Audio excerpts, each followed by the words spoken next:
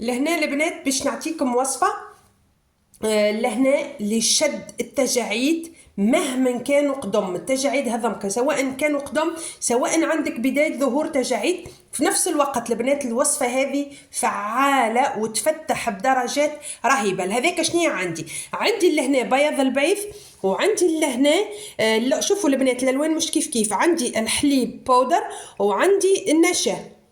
باهي هاد ثلاثه مكونات هذم نمزجهم. لهنا البنات انا خليت لكم هذه اللي قصت بها النشا والقصت بها الحليب. خذيت مغرفه وشويه هذه هكا لهنا نشا وضفت لها نفس الكميه الحليب الباودر. البنات لهنا نمزجهم البنات وباش نجي ونحطهم على هكا بياض البيض، ومن بعد نطبقهم على كامل الوجه، على الرقبه، على اليدين.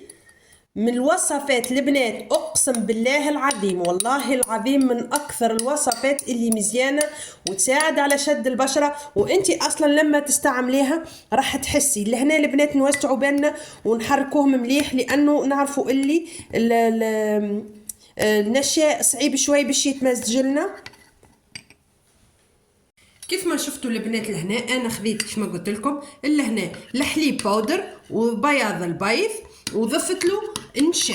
البنات لهنا الوصفه من بعد ما تمجت شوفوا لهنا ايش عملت باش نجي لهنا. البنات تعتمدي مقشر القهوه. البنات اسهل وصفه تنجمي تعتمديها واللي هي مقشر القهوه، سواء لليدين للرقبه ولا للوجه.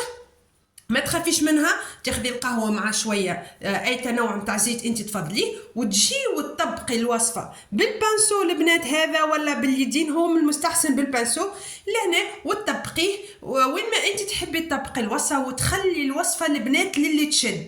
فين ما تبدا الوصفه تشد ما تكلميش ما تضحكيش، خليها حتى اللي تغسلي وجهك، لانه احنا في وصفات شد التجاعيد اذا اعتمدتي الوصفه وضحكتي ولا تكلمتي ولا صحتي على الصغار بحذاك التجاعيد يتعمقونا. نحاولوا نكونوا هادين. تجي البنات لهنا كيف ما تشوفوا لهنا ناخذ بسم الله وكيف ما قلت لك وتطبقيها البنات. صدقوني من الوصفات المزيانه ونطبقوها هكا ونخلوها البنات نخلوها للي تجف.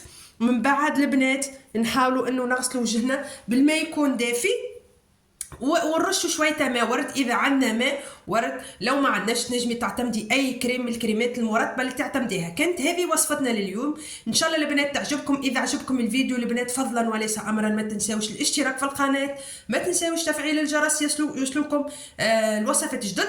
اذا عندكم اي ملاحظه البنات خلوا لي في التعليق وانا نجتهد ونجاوبكم. دمتم في رعايه الله وان شاء الله ربي يحفظكم الناس الكل.